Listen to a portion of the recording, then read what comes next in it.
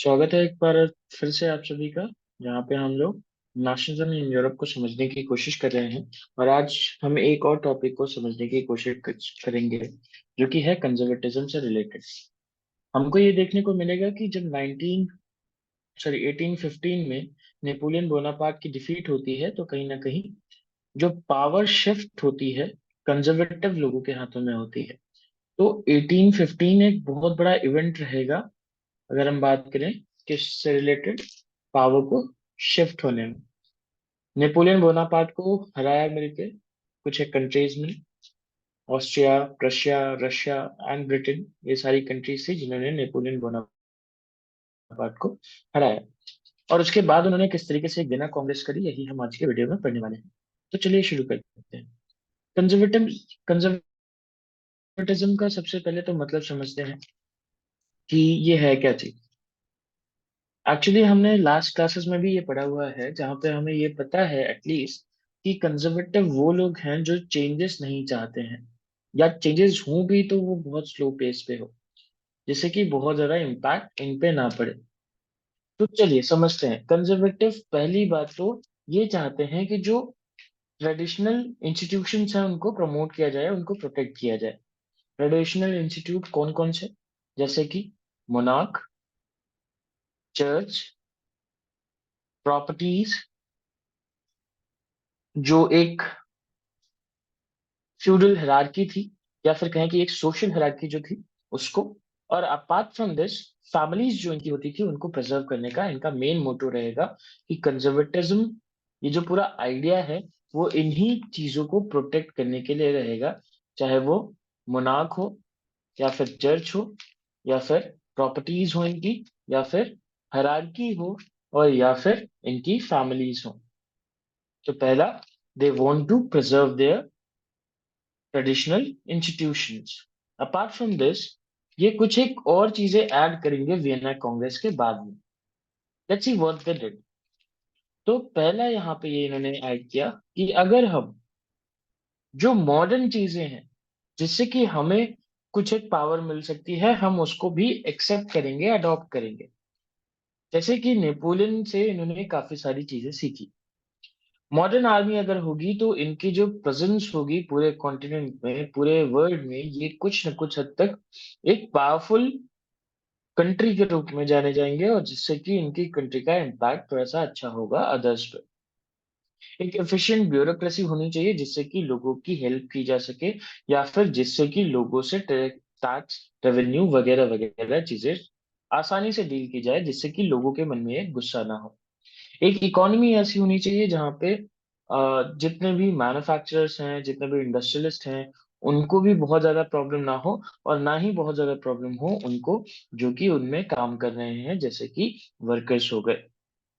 और एक और बात इन्होंने कही कि यहाँ पे फ्यूडलिज्म और सर्फडम को भी हटाने की बात कई जगहों पे करी गई, कि भाई देखो फ्यूडलिज्म जो है, ये जो फ्यूडल हायरार्की है, इसको हटा के सोशल हायरार्की सिर्फ मेंटेन करेंगे। फ्यूडल हायरार्की को हम मेंटेन नहीं करेंगे, क्योंकि यहाँ पे अल्टीमेट नुकसान किसको होता है? किंग को। तो वो अपने नुकसान को हटाने के लिए सोशल हायरार्की तो प्रमोट करेगा, बट फ्यूडल हायरार्की को वो डिस्करेज किया जाएगा इस इवेंट के बाद में। ये इवेंट कौन सा है? इवेंट है वियना कांग्रेस का। 1815 में ये होगा, जहाँ पे जो जीते हुए स्टेट्स हैं नेपोलियन के अगेंस्ट में, वो सारे के सारे मिलके वापस से उसी जगह पे पूरे यूरोप को छोड़ना चाहेंगे जहाँ पे नेपोलियन के पहले था। आइए आगे की चीजों को डिस्कस करते हैं। इसके बाद आप समझिए कि ये जो वियना कांग्रेस है, इसके क्या क्या मेजर ऑब्जेक्टिव्स रहे होंगे। तो पहला ऑब्जेक्टिव जो बड़ा सिंपल सा है, कि जितने भी चेंजेस नेपोलियन ने किए थे पहले तो हम उसको अनडू करेंगे। यानी वो सारे के सारे चेंजेस हम नहीं मानते हैं, चाहे वो किसी भी स्फेयर का हो। बट यहाँ पे एक बात और, कि जो जर्मन कॉन्फेडरेशन था, जर्मन कॉन्फेडरेशन, उसको कहीं से भी छेड़ा नहीं गया। जर्मन कॉन्फेडरेशन, क्योंकि वहां पे गुड्स और बिजनेस काफी अच्छा प्रमोट हो रहा था तो उसको नहीं छेड़ा गया। तो जर्मन कॉन्फेडरेशन नहीं छुआ गया, जो कि एक बात ये भी दिखाता है कि these people are ready to accept few changes if those changes are going to give some sort of benefit to them. Apart from this, और क्या हुआ, चलिए समझते हैं। पहले तो ये देख लेते हैं कि कौन कौन सी कंट्रीज ने इस नेपोलियन के अगेंस्ट में वॉर में पार्टिसिपेट किया था। ये है हमारे नेपोलियन, इनके पहले रशिया, ब्रिटेन, रशिया और ऑस्ट्रिया, इन कंट्रीज ने पार्टिसिपेट किया था। तो जाहिर सी बात है कि इनको कुछ एक चीजें रिवॉर्ड में भी मिलेंगी इस वॉर के बाद में। तो वियना कांग्रेस में रशिया को पोलैंड का पार्ट मिलता है, रशिया को सैक्सनी मिलता है, और ऑस्ट्रिया को कुछ एक नई वेस्टर्न फ्रंट पे इसको कुछ एक पार्ट्स मिलते हैं। और ये किया इसलिए जा रहा है ताकि फ्रांस के आसपास जो हो वहां पे काफी हद तक रेस्ट्रिक्शंस या एक ऐसी पावरफुल कम्युनिटी बिठाई जाए जिससे कि फर्दर फ्रांस में कोई भी एक्सपेंशन ना हो पाए। अब अगर हम देखें कि और कौन कौन से स्टेट्स को क्या क्या दिया गया था, तो बात करते हैं किंगडम ऑफ नेदरलैंड्स की, उसको बेल्जियम दिया गया। फिर आता है ऑस्ट्रिया, उन्हें मिला नॉर्दर्न इटली।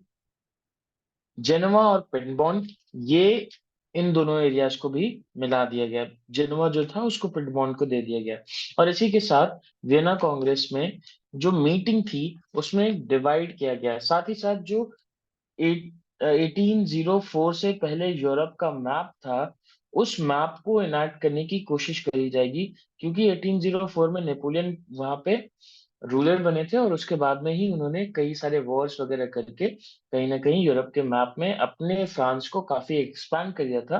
तो 1804 तक के मैप को वहां पे जो पुराने रूलर्स थे उनको वापस से रीइंस्टॉल किया जाएगा, रीस्टैब्लिश किया जाएगा। तो पहला तो यही कि नेपोलियन के थ्रू जो कुछ भी हुआ था उसको अंडू करेंगे। दूसरा हम ये फ्रांस में भी देखेंगे कि वहां पे वापस से किसको गवर्नमेंट दे दी जाएगी, वहां पे बर्बन डायनेस्टी के ही रूलर को वापस से गवर्नमेंट मिल जाएगी।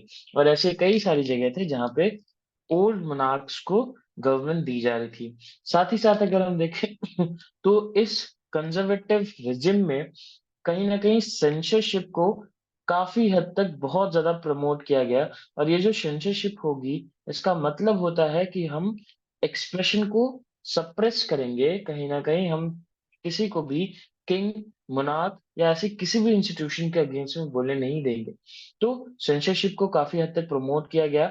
और कोशिश यही थी ड्यूक मेटरनिक की, जिन्होंने ये वियना कांग्रेस को क्या किया था, ऑर्गेनाइज किया था, कि कहीं से भी पूरे यूरोप में कहीं से भी लिबरल हूं या रेडिकल हूं, इन दोनों के ही थ्रू कोई भी एक मास मूवमेंट नहीं होना चाहिए, या फिर कंजर्वेटिव रिजाइम से पावर किसी और के हाथ में नहीं जानी चाहिए। ये इंश्योर कर रहे थे हमारे ड्यूक मेटरनिक, जो कि चांसलर थे ऑस्ट्रिया के। अपार्ट फ्रॉम दिस इन्होंने दो एक बातें भी कही हैं, जैसे कि when France नीजेस rest of the Europe catches cold, ये भी बात ड्यूक मेटरनिक ने ही करी है। और एक बात और इन्होंने करी है कि